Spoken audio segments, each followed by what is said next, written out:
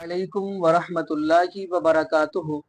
اعوذ باللہ من الشیطان الرجیم، بسم اللہ الرحمن الرحیم۔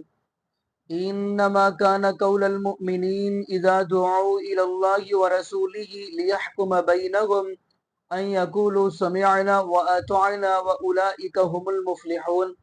جی ناظرین، جیسا کہ آپ کو اس بات کا علم ہے کہ سوشل میڈیا کے پتہ چل گیا ہوگا مرزا علی انجینئر کی گرفتاری کے حوالہ سے، ناظرین جیسا کہ آپ کو یہ بھی بتاتا چلوں کہ ان کے اوپر 295 سی جو لگی ہے، لیکن ناظرین آپ ایک چیز نوٹ کریں گے، ان کی زندگی جو ہے، آپ ان کی زندگی کی طرف نظر دوڑائیں گے تو آپ دیکھیں گے یعنی کہ وہ اپنی پینشن پہ گزارا کر رہے ہیں۔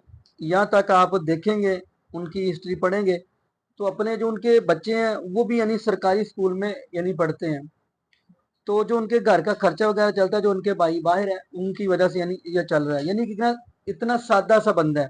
لیکن ناظرین ایک چیز یہاں پہ بتاتا چلوں کہ مرزا علی انجینئر جو انہوں نے وہ جملے بولے ہیں جو کرسچن والی ویڈیو کے اندر، میں بھی اس کے ساتھ اختلاف کرتا ہوں اس پہ، لیکن ناظرین یہاں پہ یہ بھی بتاتا چلوں کہ مرزا علی انجینئر، آپ کو پتہ ہے ان کا ایک جملہ ہوتا ہے کہ نبی پاک صلی اللہ علیہ وآلہ وسلم جیسا ہے ہی کوئی نہیں۔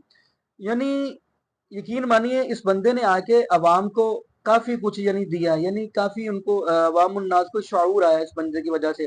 جیسا کہ آپ دیکھیں گے کہ ناظرین جو سیدھی سی بات کریں تو قرآن پاک کے اندر آپ سورۃ الفاتر کا مطالعہ کریں، قرآن کہہ رہے ہیں یولج اللیل فی النہار ویولج النہار فی اللیل وسخر الشمس والقمر کل یجری لاجل مسمى ذالکم اللہ ربکم لہ الملک والذین تدعون من دونہ ما یملکون من قطمیر۔ یہ آیت اس لیے پڑھی ہے کہ آپ کو یہ بھی بتاتا چلوں کہ مرزا علی جی نے لوگوں کو توحید کے رستے پہ لے کر آئے ہیں۔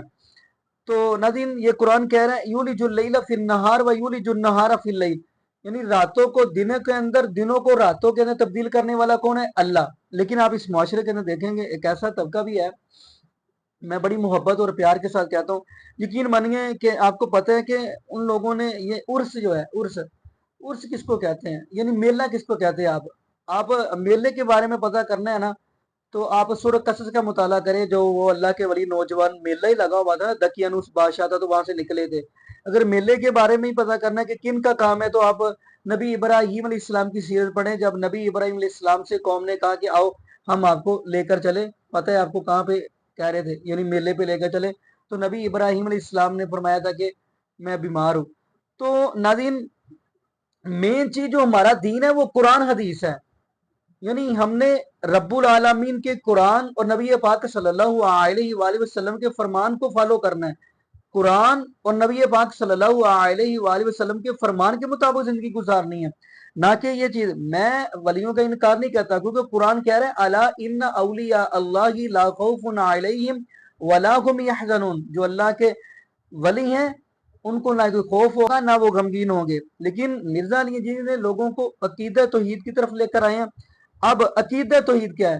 اب کچھ لوگ جب ہم سورۃ الفاتر کی آیات پڑھتے ہیں تو وہ کہتے ہیں جی یہ تو بتوں کے مارا میں نازل ہوئی تھی، تو پھر ان سے یہ بھی کہا جاتا ہے کہ یار آپ سورۃ الاعراف کی 194 یعنی 194 آیات پڑھیں، اس آیت کا ترجمہ سیدھا سا ہے کہ جن کو تم پکارتے ہو اللہ کو چھوڑ کر وہ تمہاری طرح بندے ہی ہیں، وہ تو آپ کی پکاروں کو سنتے ہی نہیں ہیں۔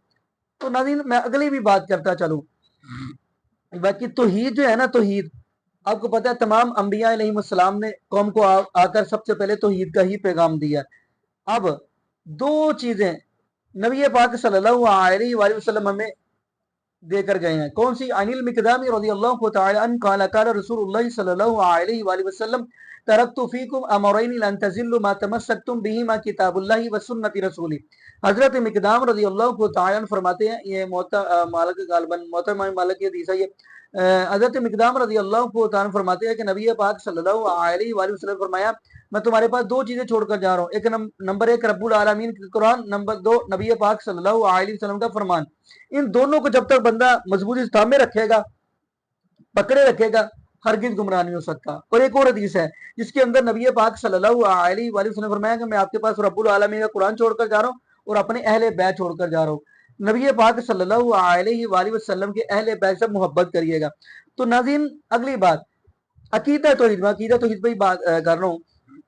عقیدہ توحید کے بارے میں پڑھنا تو پورا قرآن ہی عقیدہ توحید بیان کر رہا ہے خیر میں ایک آیت پڑھتا ہوں سورہ لقمان کی، وَإِذْ قَالَ لُقْمَانُ لِابْنِهِ وَهُوَ يَعِظُهُ يَا بُنَيَّ لَا تُشْرِكْ بِاللَّهِ وَإِنَّ الشِّرْكَ لَظُلْمٌ عَظِيمٌ۔ لقمان حکیم اپنے بیٹے سے یہ بات کہہ رہے ہیں کہ بیٹا اللہ کے ساتھ شرک نہ کرنا، شرک بہت بڑا ظلم ہے۔ چلو میں ایک حدیث بھی بیان کرتا ہوں، ان ابی درداء رضی اللہ تعالی عنہ قال اوصانی خلیلی اللہ تشرک باللہ شیئا وان قطعت او حرقت ولا تترک صلاۃ مکتوبۃ متعمدہ۔ حضرت ابو درداء رضی اللہ تعالی فرماتے ہیں کہ مجھے وصیت کی میرے دوست نے، یعنی آمینہ کے لال جناب محمد رسول اللہ صلی اللہ علیہ وآلہ وسلم نے وصیت کی، کیا؟ اللہ تشرک باللہ، اللہ کے ساتھ شرک نہ کرنا۔ قال اوصانی خلیلی اللہ تشرک باللہ شیئا وان قطعت او حرقت، اگرچہ آپ کے جسم کے ٹکڑے ٹکڑے کر دیے جائیں لیکن اللہ کے ساتھ شرک نہ کرنا۔ اور اگلی بات کیا فرمایا؟ فرمایا فرضی نماز جان بوجھ کر نہ چھوڑنا۔ باقی ناظرین یہاں پہ میں یہی دعا کروں گا اللہ پاک ہمیں عقیدہ توحید نصیب فرمائے، اور اللہ پاک سچے دل کے ساتھ آمینہ کے لال جناب محمد رسول اللہ صلی اللہ علیہ وآلہ وسلم کے ساتھ محبت اور پیار کرنے کی توفیق عطا فرمائے۔ اور یہاں پہ یہ بھی دعا کرتے چلیں اللہ پاک ہمیں نبی پاک صلی اللہ علیہ وآلہ وسلم کی شریعت کے مطابق زندگی گزارنے کی توفیق دے، اور اللہ پاک ہمیں زندہ رکھے تو اسلام پہ، موت دے تو ایمان پہ۔ جزاکم اللہ خیرہ، احسن جزا۔ السلام علیکم ورحمۃ اللہ وبرکاتہ۔